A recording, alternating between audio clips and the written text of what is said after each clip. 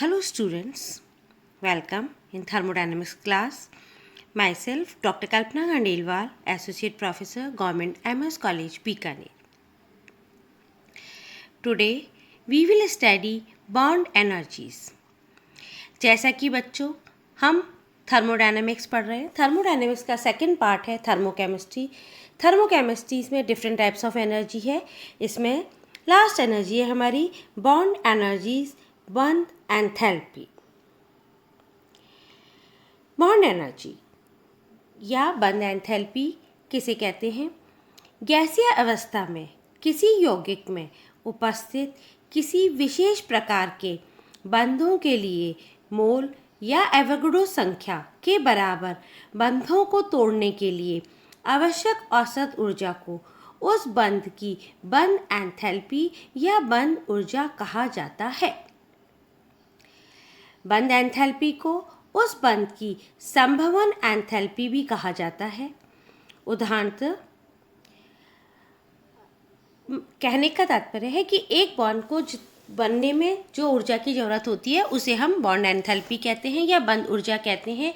इसको हम एग्जाम्पल लेके आपको अच्छे से समझाते हैं. उदाहरणतः एक मोल हाइड्रोजन गैस के अणुओं का हाइड्रोजन परमाणुओं में वियोजित करने के लिए 435.1 किलो जूल्स ऊर्जा की आवश्यकता होती है. इसका तात्पर्य है कि हाइड्रोजन बंध की बंध एंथैल्पी का मान 435.1 किलो जूल्स पर मोल है के बराबर होता है. विभिन्न प्रकार के बंधों की संभवन एंथैल्पी या बंधों की बंध ऊर्जा की गणना करने के लिए सबसे पहले साधारण तत्वों के अणुओं के परमाणुओं में वियोजन की एंथैल्पी को जानना आवश्यक होता है. इन मानों को स्पेक्ट्रम विधि द्वारा ज्ञात किया जा चुका है तथा हाइड्रोजन, ऑक्सीजन तथा कार्बन की वियोजन एंथैल्पियों का मान नीचे दिया गया है. हाइड्रोजन की जब हम कन्वर्ट करते हैं 2H, एटोमाइजेशन करते हैं हम, तो डेल H की ज़रूरत पड़ती है 435.1 किलो जूल्स. ऑक्सीजन को 2O में कन्वर्ट करते हैं तो हमें चाहिए 489.5 किलो जूल्स. कार्बन को कार्बन आटम में कन्वर्ट करते हैं तो 790.6 किलो जूल्स एनर्जी. माना कि हमें मीथेन में CH4 होता है, मतलब 4 हाइड्रोजन बंध कार्बन एटम से जुड़े हुए होते हैं. में CH बंध की संभवन एंथैल्पी की गणना करनी है. इसके लिए हमें मीथेन की संभवन एंथैल्पी ज्ञात होनी चाहिए. इससे मीथेन की दहन एंथैल्पी तथा साथ ही साथ जल कार्बन डाइऑक्साइड की संभवन एंथैल्पी द्वारा परिकलित कर लेते हैं. मीथेन की संभवन ऊर्जा -74.9 किलो जूल्स है के बराबर होती है. अतः carbon plus 2H2 gives CH4, तो डेल H हो गई 74.9 किलो जूल्स. समीकरण 1 में यदि हम गुणा करें तो फर्स्ट समीकरण हमारी कार्बन ऑटोमाइजेशन वाली थी, उसके बाद 1 में हम 2 को गुणा करेंगे तो हमारा 2H2O कन्वर्ट हो जाएगा 4H. H हमारा कैलकुलेट हो जाएगा. अब हम इक्वेशन नंबर 3 और 5 को जोड़ेंगे. 3 हमारी इक्वेशन क्या थी? इक्वेशन नंबर 3 हमारी थी C का कन्वर्ट होना, तो हम 3 और 5 को जोड़ेंगे तो हमारी हो जाएगी carbon plus 2H2 give C gas plus 4H. यहाँ 4 इक्वेशन में से हम 6 को घटाएंगे, सब्ट्रैक्ट कर देंगे तो हमारी इक्वेशन हो जाएगी C gas plus 4H is equals to CH4. तो हमारा डेल H हम इसी तरह से डेल H को प्लस माइनस करके कैलकुलेट कर लेंगे. स्टूडेंट्स, बॉन्ड एनर्जी या बॉन्ड एंथैल्पी हमें किसी की संभवन ऊर्जा ज्ञात करने में काम आती है. ये हमारा टॉपिक पूरा न्यूमेरिकल बेस्ड है. इसमें हमें न्यूमेरिकल की प्रैक्टिस बहुत करनी होगी. इसके बाद वाला वीडियो में आपको न्यूमेरिकल कैसे किया जाता है ये अच्छे से समझाऊंगी, जिससे कि हम उसका न्यूमेरिकल कर पाएँ. वैसे ये भी मैंने आपको न्यूमेरिकल लेके ही एक्सप्लेन करने की कोशिश की है. इस प्रकार से हमें ज्ञात होता है कि मीथेन के 4 मोल कार्बन, हाइड्रोजन, बॉन्डों को तोड़ने के लिए हमें 1664.7 किलो जूल ऊष्मा की आवश्यकता होती है। अतः परिभाषा अनुसार मीथेन के CH बंधों की प्रति मोल औसत बंध ऊर्जा मैंने पहले ही बताया, हमारे पास 4 कार्बन से 4 हाइड्रोजन बॉन्ड जुड़े हुए हैं, मतलब 4 बॉन्ड हो गए CH बॉन्ड। तो हमारे पास हम उसको डिवाइड कर देंगे तो हमारा आ जाएगा 416.2 किलो जूल्स। इस मान को CH बॉन्ड की संभवन एंथैल्पी भी कहा जाता है। इस प्रकार से अन्य बंधों जैसे CO, C double bond O, COH की संभवन एंथैल्पियों के मान ईथर, कीटोन, अल्कोहल की संभवन एंथैल्पी से ज्ञात कर लेते हैं। ध्यान रहे कि यदि बंध टूटता है तो बंध एंथैल्पी का मान ऋणात्मक होता है क्योंकि ऊर्जा उत्सर्जित होती है। यदि बंध बनता है तो ऊष्मा अवशोषित होती है तथा बंध एंथैल्पी का मान ऋणात्मक होता है। हमें जो ध्यान रखना है वो यही पॉइंट हमें बहुत अच्छे से ध्यान रखना है कि यदि कोई बॉन्ड टूट रहा है तो हमारा धनात्मक होगा बंध एंथैल्पी, और यदि बंध बन रहा है तो ऊष्मा अवशोषित होती है और एंथैल्पी का मान हमारा ऋणात्मक होता है। अब ये बंध एंथैल्पियों के अनुप्रयोग। पहला, अभिक्रिया एंथैल्पियों का निर्धारण। बंध एंथैल्पियों का उपयोग अभिक्रियाओं की एंथैल्पियों के निर्धारण में किया जा सकता है। इसे नीचे दिए गए उदाहरण द्वारा स्पष्ट किया जा सकता है। माना कि हमें निम्नलिखित अभिक्रिया की अभिक्रिया एंथैल्पी ज्ञात करनी है। CH2CH2 गैस, एथिलीन गैस है, ये हाइड्रोजन से रिएक्ट करेगी, हमारा कन्वर्ट हो जाएगा ये ईथेन में। तो यहाँ देखो इस अभिक्रिया में C2H4 के 4 CH बंध अप्रभावित रहते हैं। एथिलीन में एक द्विबंध टूटता है तथा हाइड्रोजन में एक हाइड्रोजन हाइड्रोजन बॉन्ड टूटता है।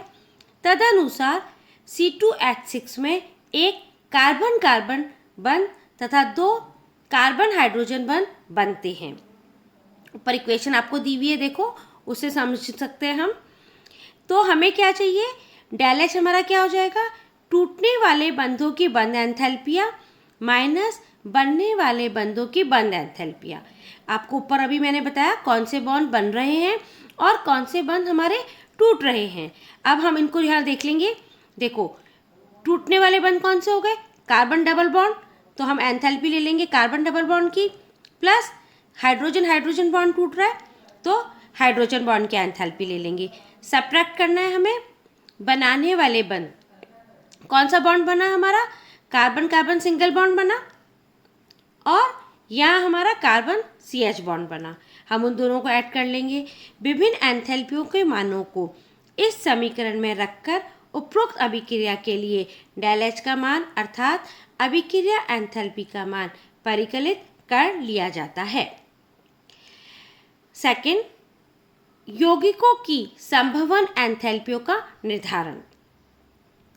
बंध एंथैल्पियों का उपयोग यौगिकों की संभवन एंथैल्पियों के निर्धारण में भी किया जा सकता है।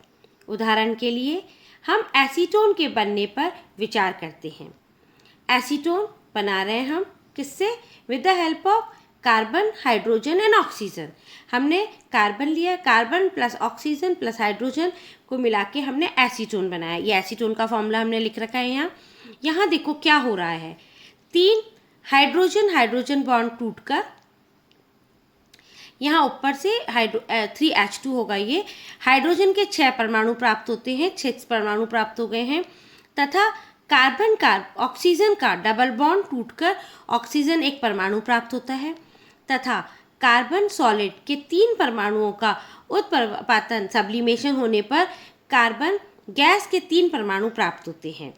अतः 2 कार्बन कार्बन बंध, 6 कार्बन हाइड्रोजन बंध तथा 1 कार्बन डबल बॉन्ड हाइड्रोजन बंध बनता है।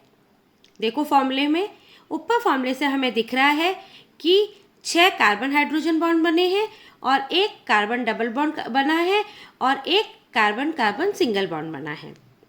अतः एसीटोन की संभवन एंथैल्पी को निम्न प्रकार से व्यक्त किया जा सकता है। एंथैल्पी ऑफ एसीटोन बराबर टूटने वाले बंधों की बंध एंथैल्पिया माइनस बनने वाले बंधों की बंध एंथैल्पिया। देखो 3 हाइड्रोजन के बॉन्ड टूटे हैं प्लस हाफ O2 एक ऑक्सीजन का टूटा है प्लस 3 कार्बन एटमाइजेशन हुआ है और यहाँ हमारे 2 कार्बन कार्बन बने हैं, 6 कार्बन हाइड्रोजन बने हैं और 1 कार्बन ऑक्सीजन डबल बॉन्ड बना है। विभिन्न बंध एंथैल्पियों का मान समीकरण में रखकर एसीटोन की संभवन एंथैल्पी के मान की गणना कर लेते हैं। मैं आपको और एग्जाम्पल दूंगी, एक अलग उसमें PDF दे देंगे और न्यूमेरिकल के। हम जब न्यूमेरिकल सॉल्व करेंगे तो हमें और अच्छे से ये समझ आ जाएगा। Now bond energy.